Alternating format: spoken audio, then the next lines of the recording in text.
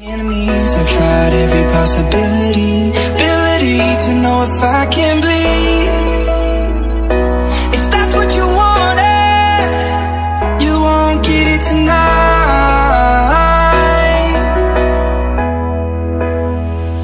'Cause I can fly, I can fly.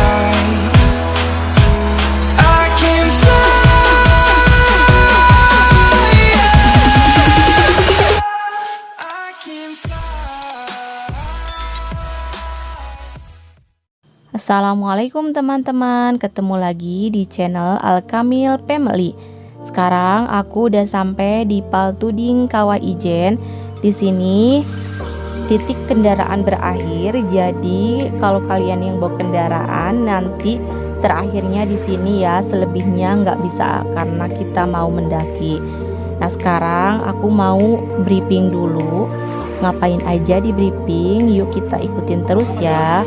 Kalau dari tubuh pegang rapat dikit ya. Oke. Diusahakan semuanya kedengeran ya briefingnya. Oke. Assalamualaikum warahmatullahi wabarakatuh. Selamat pagi. Selamat kita semua. Om Swastiastu. Perkenalkan nama saya Gusti. Ya selaku KL, salah satu saya juga. Dan ini rekan saya Billy Pamungkas. Saya panggil Mas Billy, panggilnya kakak Billy, monggo ya. Ini terserah panggilnya mana. Ini saya Mas Rizal Setiawan, biasa dipanggil Lican atau Mas Lican. Oke, nanti ada privat tour, nanti bisa dibantu sama guide lokal sendiri. Jadi teman-teman semua yang open trip bisa, kalau nemuin kita yang pakai ID card hijau, silakan disapa ya.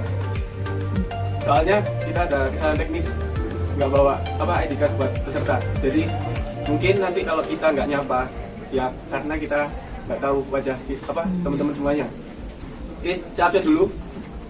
Ini pertama ya, Kak Rasna 2 orang, Kak Novita, Kak Rifki 4 orang, Kak Sevi. Nah itu namanya peserta itu Kak Adinta 2 orang ya. Kak Felix 3 orang. Ada semua. Posisinya 2 orang. Kak Ria 2 orang. Kak Nigel 2 orang. Sudah. Selanjutnya Kak Jessica 11 orang. Sudah semua. Kak Mita 2 orang. Kak Suraya 2 orang. Kak Vila Safia.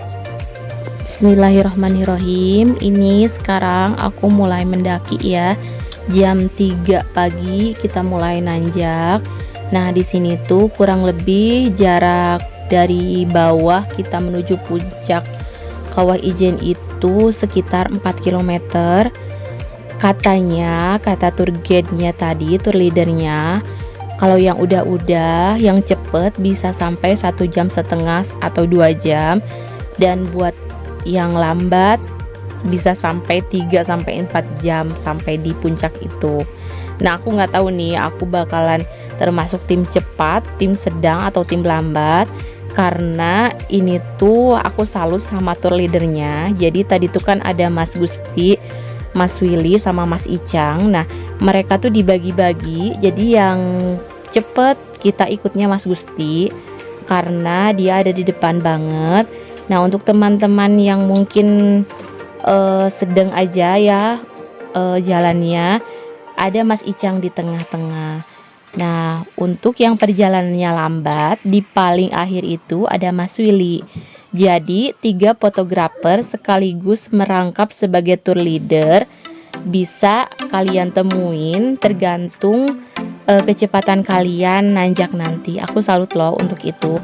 Dan buat teman-teman yang di tengah-tengah mungkin kecapean, jangan khawatir karena di sini tuh ada yang namanya kereta dorong atau sering diplesetin Pajero gunung.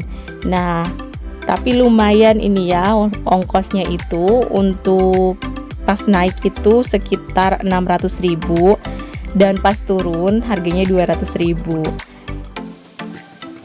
Jadi jangan khawatir buat teman-teman yang kelelahan, ada Pajero gunung. Nah teman-teman, ini aku kayaknya mulai kelelahan padahal baru on banget kita nanjak. Tapi karena aku memang belum terbiasa, ini baru pendakian pertama aku, akhirnya aku istirahat dulu di pos ketiga. Jadi buat teman-teman yang mendaki dan mau pipis atau mau istirahat, jangan khawatir, di sini tuh ada 12 pos sampai kita ke puncak, dan biasanya di pos-pos itu ada kamar mandinya, walaupun memang ada yang ada airnya dan juga ada yang kosong airnya. Nah ini aku lanjutin perjalanan. Kameranya nggak bisa on selama perjalanan ini karena ketutup kabut. Ini Pajero ya, barusan Pajero gunung. Jadi masyarakat sekitarnya kreatif banget bikin kendaraan untuk mendaki. Ini jam berapa ya? Jam berapa? Udah sebentar lagi ya sampai. Masya Allah, Bro, bener-bener ini di kamera tuh warnanya Bro. Ayo cepetan ya.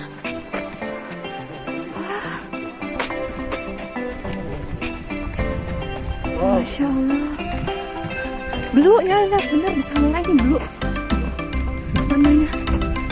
Masya Allah.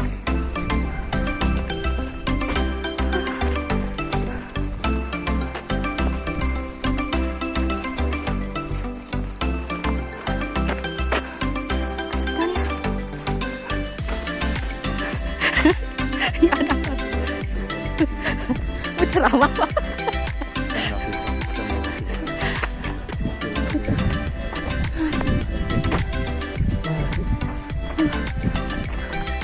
Masya Allah. Ini ya semangat ini soalnya nggak nanjak lagi.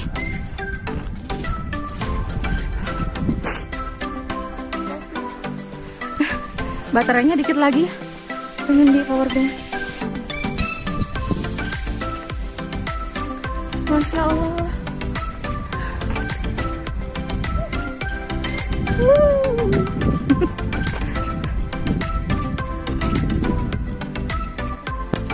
Alhamdulillah, ini aku sudah mulai menemukan secercah cahaya. Jadi kamera pun sudah bisa di-on-kan kembali. Kalau tadi benar-benar kamera nggak bisa on karena tertutup kabut yang sangat tebal.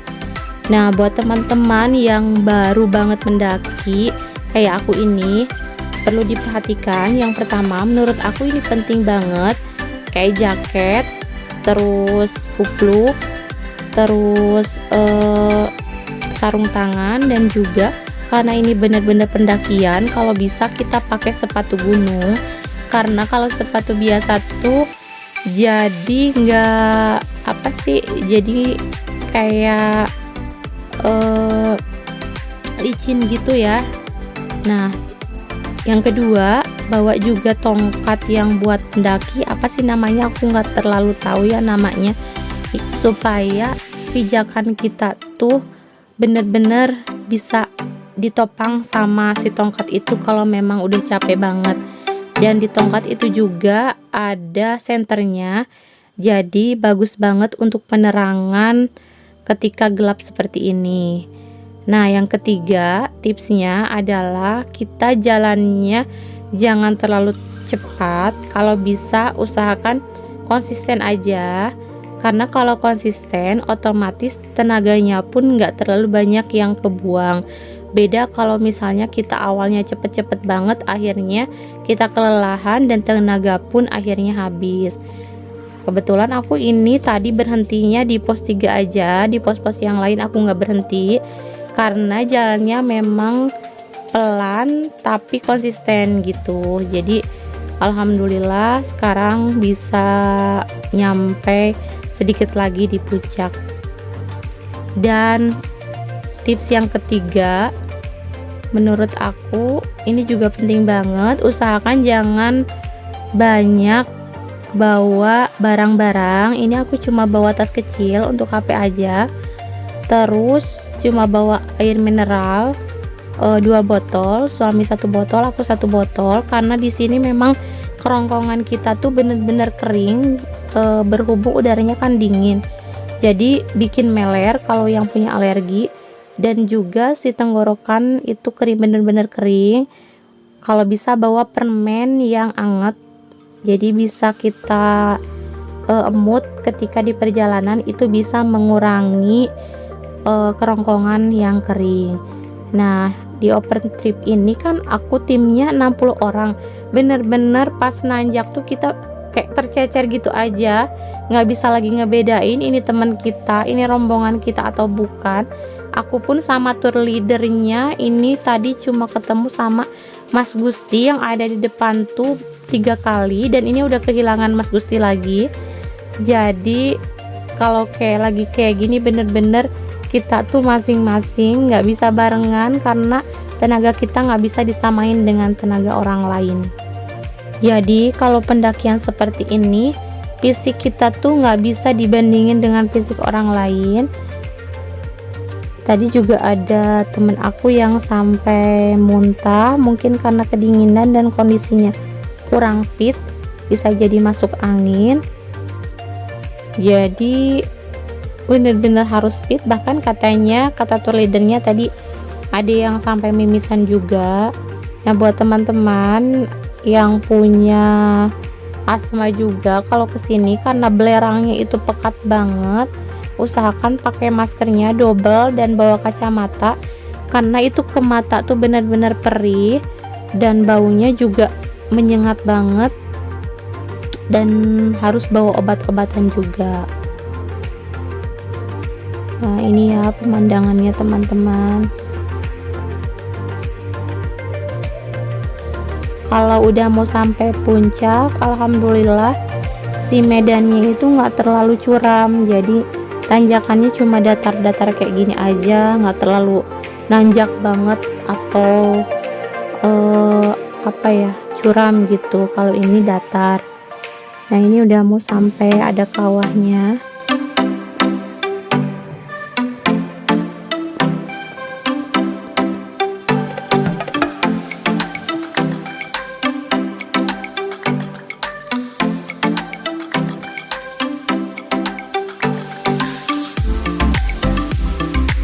Ini teman-teman bisa saksikan ya, Masya Allah keindahan dari Gunung Ijen ini. Dan kata penduduk sekitar, jadi di sini tuh ada fenomena blue fire yang cuma di dunia itu cuma ada 2 gunung, di Indonesia sama di Irlandia atau di mana tadi tuh ada ya, di bawahnya itu tulisannya aku lupa. Jadi fenomena blue fire ini bisa didapatkan di Kawah Ijen ini, tapi nggak siang hari, maksudnya nggak pagi hari seperti ini, tapi jam 1 jam 2 masih bisa kita menyaksikan. Jadi ada api biru yang keluar dari kawah.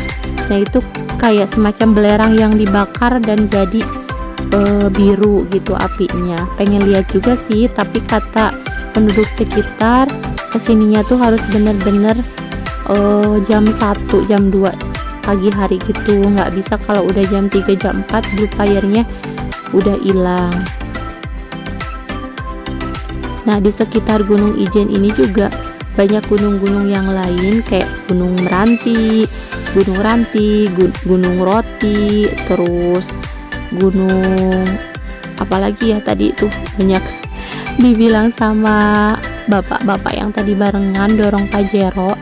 Nah, aku juga baru tahu nih alasannya kenapa si Pajero tuh pas nanjak tuh mahal, karena memang didorongnya itu bisa sama 4 orang, karena kan berat ya bebannya kalau nanjak itu. Nah, jadi si tarifnya lebih mahal nanjak daripada turun. Nih, Masya Allah udah sampai di puncaknya teman-teman. Ini adalah Kawah Ijen. Masya Allah warnanya benar-benar biru. Nah, teman-teman bisa saksikan ya.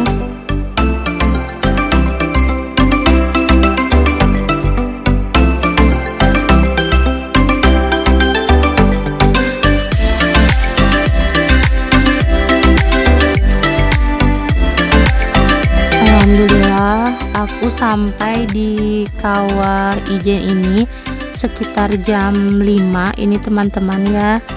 Jadi kehitung 2 jam sampai sini, dan ternyata temen-temen tuh belum ada yang sampai kecuali Mas Gusti sama tadi ya yang cowok, terus ada lagi 2 orang lagi. Jadi aku tuh sama tour leader Mas Gusti ini jadi kehitung yang awal sampai, dan bener-bener nggak nyangka karena aku kira tadi temen-temen yang satu tour travel udah pada sampai karena memang aku jalannya pelan, tapi ternyata teman-teman lain banyak yang ketinggalan. Nah teman-teman, ini ya view di Kawah Ijen, Masya Allah bener-bener indah.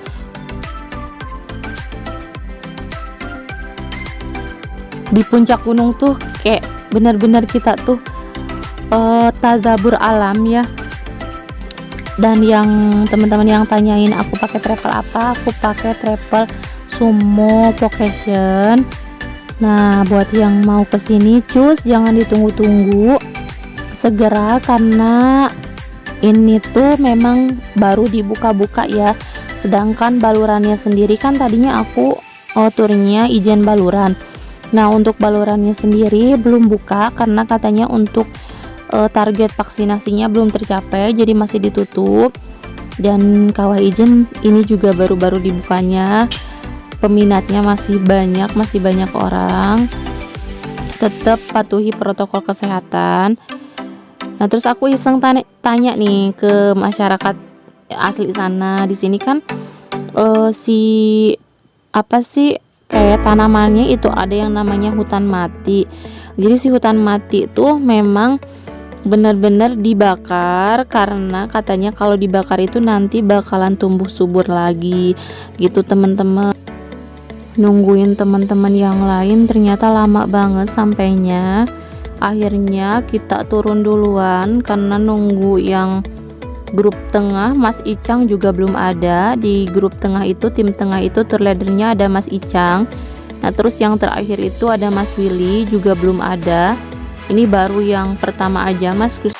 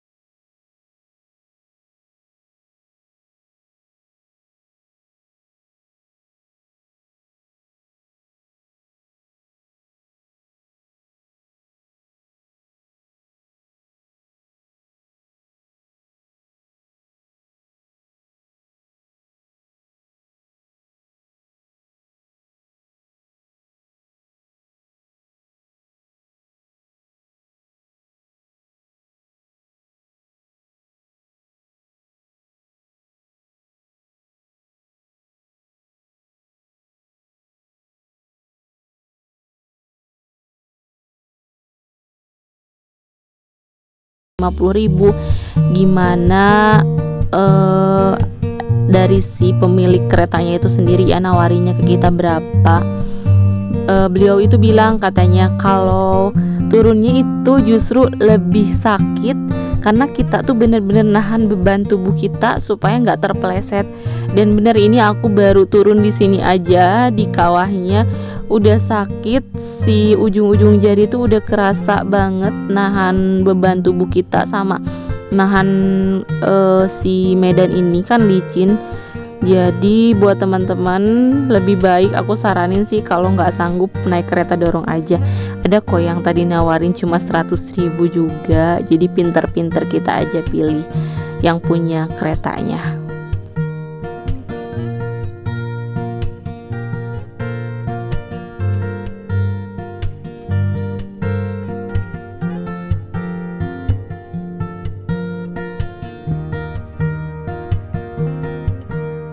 Alhamdulillah akhirnya di sini aku ketemu sama Mas Icang. Beliau itu adalah tour leadernya yang pegang bagian tengah. Dan aku pun bisa foto-foto di sini karena Mas Icang itu kan merangkap sekaligus fotografer. Yuk kita lihat foto-foto aku yang di sini. View-nya kebetulan kan kawahnya banget. Tapi jam segini masih tertutup kabut, jadi masih tebal kabutnya. Makasih ya Mas Icang yang udah fotoin aku di sini. Ini kita perjalanan pulang, turun lagi sekitar jam 6 apa setengah 7 gitu ya. Kita turun mau ke Paltuding lagi. Dan ini tuh di sini belerangnya benar-benar pekat, perih ke mata, terus menyengat banget ke hidung karena tertiup angin yang dari kawah. Jadi anginnya ke sini. Jadi di sini tuh pekat banget. Ya, ada juga ya yang mau yang bawa anak kecil, kan ada yang tanya bisa bawa anak kecil nggak teh? Bisa, tapi anaknya kuat nggak nanjaknya gitu. Malah ada beberapa anak yang akhirnya digendong. Nih kita ketemu sama Mas Willy. Ini adalah tim terakhir dari Sumo Vocation. Mas Willy ini tour leadernya, tour leader di mobil aku. Mas Willy ini beliau orangnya baik banget.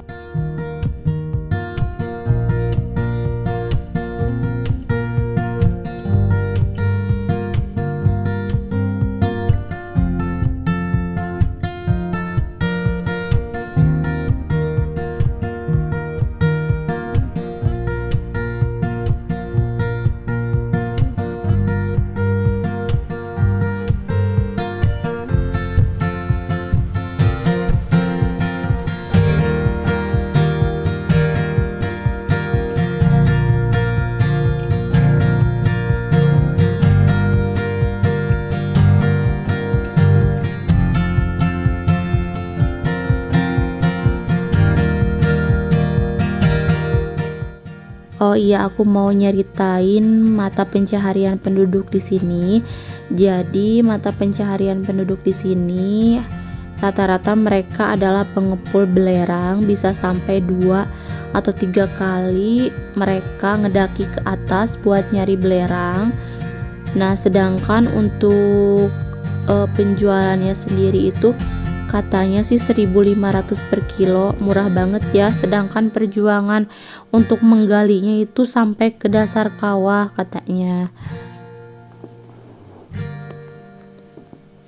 Selain pencari belerang, ada juga mereka yang bertani, tapi itu kan kalau bertani katanya musim-musiman. Ada yang bertani jagung atau apalagi ya, lupa lagi aku. Pokoknya banyak menggali informasi dari penduduk yang asli sini sambil mereka dorong Pajero, kita tanya-tanya.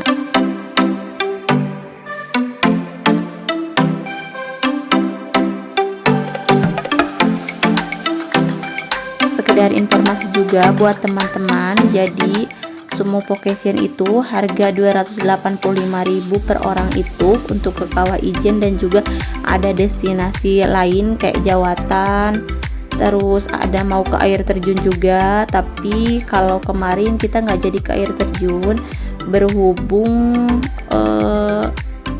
terlalu lama di Ijennya, jadi waktunya nggak memungkinkan. Nah ini harga segitu tuh udah pre-dokumentasi.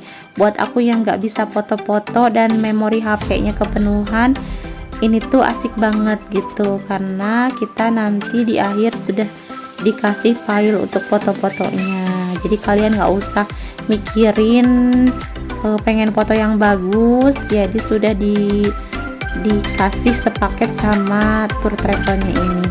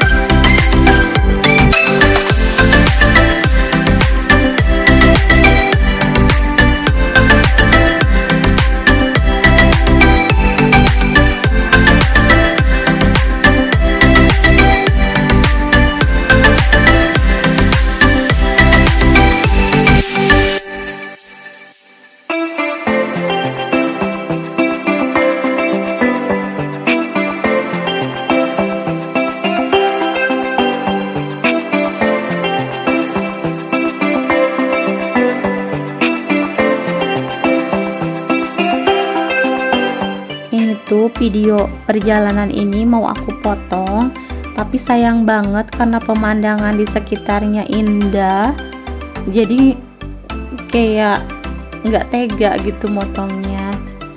Sayang banget kalau harus dipotong ini. Nah ini masih berdatangan juga ya. Nah itu tuh mereka bawa tongkat. Nah ini bawa anak-anak, Masya Allah, bapak kuat banget itu, sambil gendong anak sambil nanjak, luar biasa. Aku kalau bawa anak-anak 4 anak nggak tahu mau sanggup atau enggak. Mudah-mudahan nanti kalau mereka udah pada gede kita bisa balik lagi ke sini ya, ke Kawah Ijen. Next pengen banget lihat Blue Fire-nya yang jam 1. Kayaknya luar biasa ya, kita lihat kilatan api biru di kawah.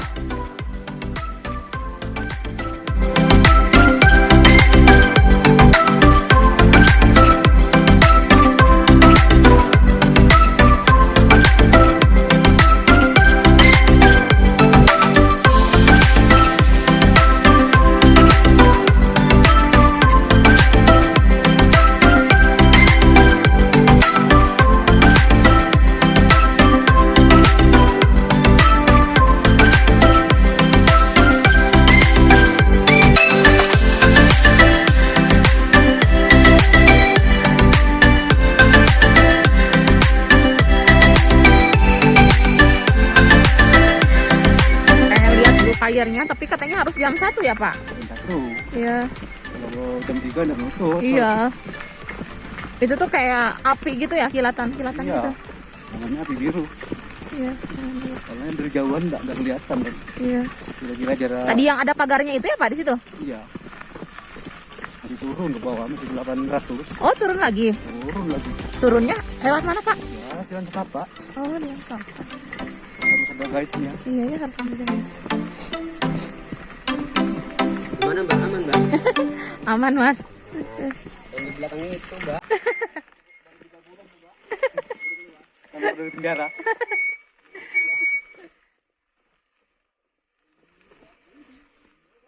Kalau lihat Blue Fire jam 1-an, tiket masuknya berapa? Ya, minimal jam 2 itulah. Oh iya. Tiketnya katanya beda tadi kata si Bapak. Oh sama aja.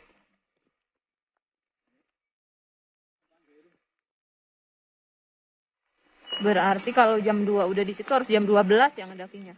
Kalau jam 2, kalau Kereta cepet ya? kereta cepat. Jam Kalau 1 jalan ya. kaki, udah. Iya. Ini naiknya kalau jalan kaki kan hampir 2 jam. Iya. Sama turunnya.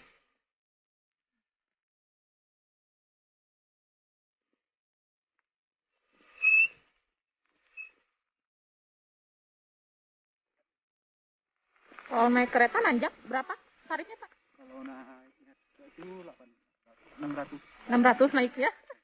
Karena lebih ini ya bebannya kayaknya. Kalau naik. Bukan turunnya yang mahal. Iya, Jadi ya tanjakannya kan seperti ini. iya benar. Terus kan biasanya 4 orang ya Pak? Iya, 3 orang nggak bisa sendiri kayak gini nggak bisa. kalau nanjak. Teman-teman, akhirnya aku nyerah naik Pajero karena kaki memang sudah sakit banget. Dan tadi ada bapak-bapak yang bilang beliau sudah 3 kali naik ke atas dan belum dapat penumpang. Akhirnya beliau kasihin 50.000, nggak aku tawar karena memang ini perjalanan ke bawah tinggal 1/4 lagi, udah mau nyampe juga. Akhirnya kita pawai bareng-bareng sama dengan tim perempuan itu di depan udah ada 3 kereta dorong. Dan ini aku videoin di belakang. Nah, itu yang di depan katanya itu Gunung Raung apa Gunung Ranti ya. Jadi ada Gunung Raung, ada Gunung Ranti, ada Gunung Roti. Nah, terus tadi di atas aku juga nemu kayak rumah bundar gitu. Jadi itu katanya digunakan sebagai PDAM pada zaman dahulu. Pada zaman pemerintahan Belanda. Banyak sih historinya, jadi di sana tuh bagus, ada tulisan-tulisan sejarahnya. Tapi aku nggak terlalu baca juga karena memang mengejar waktu untuk sampai ke bawah. Nih, ini tuh bener-bener curam kan. Ini tadi perjalanan tadi malam tuh, tadi pagi jam 3 tuh medannya kayak gini. Jadi bener-bener nanjak, dan nanjaknya itu yang kayak ini tuh pasir gitu. Jadi memang si sepatunya bagusnya harus yang ada cakramnya. Jadi biar ke kitanya enak nanjaknya atau turunnya.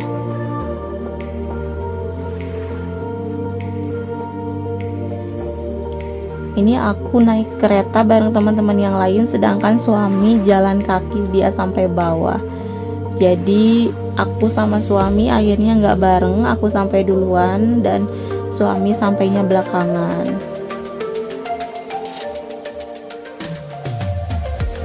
Terus aku tanyakan, Pak, kalau misalnya bolak-balik sampai 3 balikan kayak gitu capek nggak gitu? Aku tanya kayak gitu ke bapak yang dorong aku. Kata bapaknya nggak capek karena kalau mereka bawa belerang bisa lebih dari kiloan berat badan manusia gitu. Dan ini tuh belakangnya itu ada remnya si keretanya itu. Alhamdulillah akhirnya sampai juga di bawah. Dan ini adalah pintu yang tadi kita start pas pendakian, sekaligus pintu finishnya. Ini aku sekarang lagi nunggu suami dulu karena aku kan tadi naik kereta dorong atau Pajero gunung, jadi suami ketinggalan. Nah, udah sampai juga tuh suami. Sekarang kita mau sarapan dulu. Jadi ciri khas dari atau makanan khas dari Banyuwangi ini katanya nasi tempong, dan kata suami itu enak. Tapi aku malah pesen mie rebus karena dingin banget. Setelah tadi makan, terus bersih-bersih, terus aku tadi sholat juga di sini karena ada musholanya. Akhirnya sekarang kita menuju ke destinasi selanjutnya. Ini sudah jam 10 pagi, dan untuk destinasi kedua kita kemana, ikutin terus ya. Ini sekarang kita lagi ada di toko oleh-oleh Banyuwangi. Ini Mbak Wiwin request sama travelnya buat mampir dulu di pusat oleh-oleh, dan mereka pun mengabulkan. Aku juga seneng karena bisa bawa oleh-oleh khas Banyuwangi buat keluarga dan teman-teman di Ciamis sana. Makasih ya Mbak Wiwin yang udah komen di grup buat mampir ke sini. Nah, ini banyak macam-macamnya, ada pakaian atau baju-baju, kaos-kaos gitu. Terus ada makanan. Berhubung ini waktunya cuma 30 menit, aku cuma beli makanan aja. itu pun cepet-cepet karena di sininya rame banget. Nah ini disediain keranjang buat masukin makanannya. Makanannya macem-macem, ada bolu, ada sale. Nih aku bawa salenya karena suami suka sale. Terus ini juga pisang, keripik pisang. Kebetulan anakku yang bungsu suka keripik pisang. Ini kayak kue dikasih wijen gitu, nggak tahu namanya. Terus apa lagi? Ini keripik juga.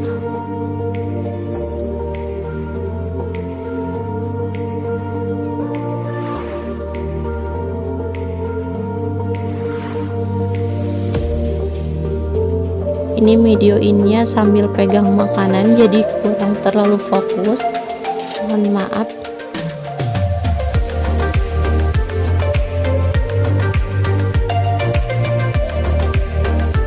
Kita geser, ini ada permen, terus coklat,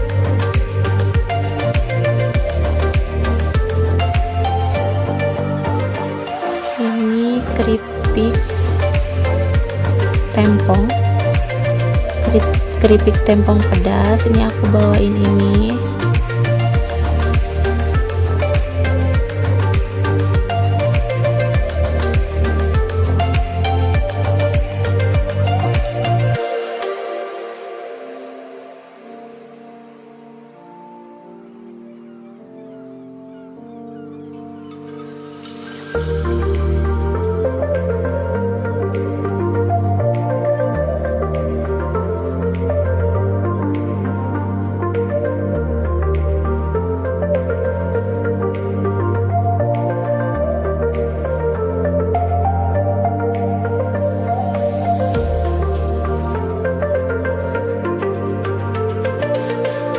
Nah ini ada cemilan bagiak, kuenya ini enak, jadi rasanya ada rasa jahe gitu, aroma jahe gitu, enak banget ini.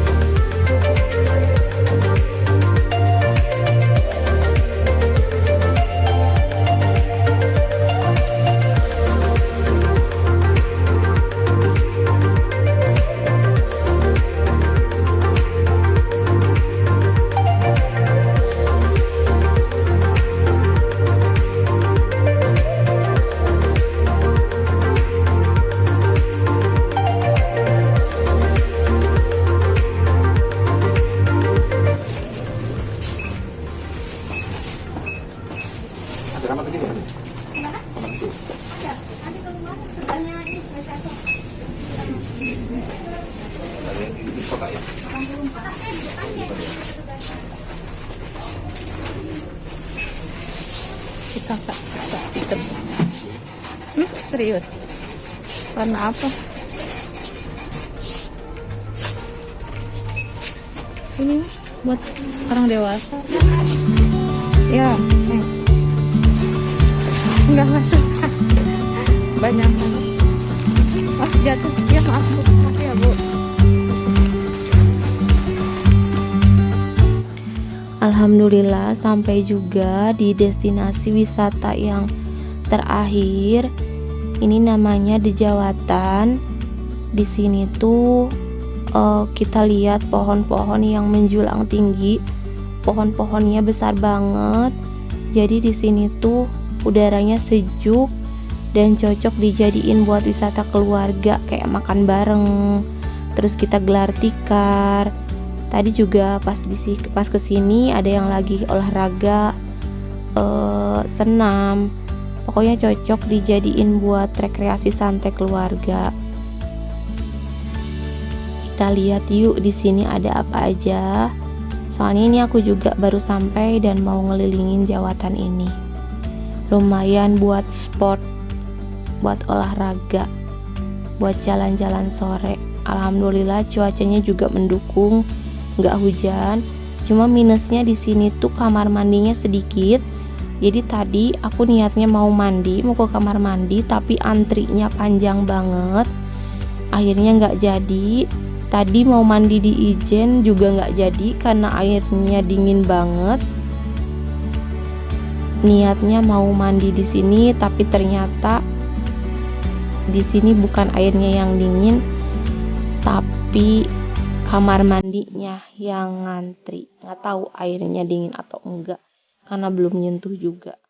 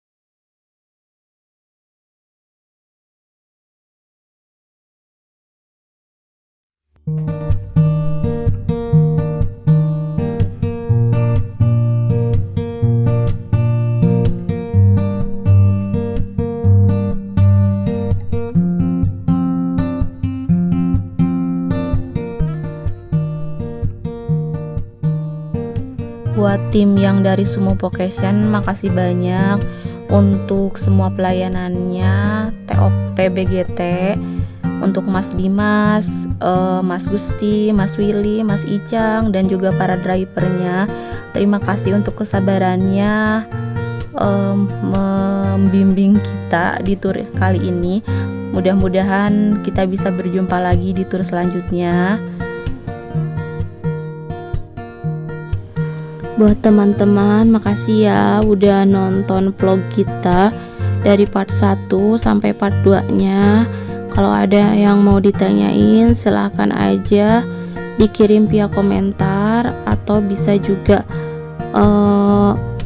inbox ke IG aku ya, IG-nya Alkamil Family, atau juga bisa by WA. Nanti kalau ada yang perlu buat tanya-tanya tentang perjalanan ke Kawah Ijen, bisa kita sharing ya by WA atau juga di IG. Sekian vlog aku kali ini, semoga memberikan manfaat dan juga informasi buat teman-teman semuanya. See you di vlog aku selanjutnya. Jangan lupa di like, comment, and subscribe. Wassalamualaikum warahmatullahi wabarakatuh.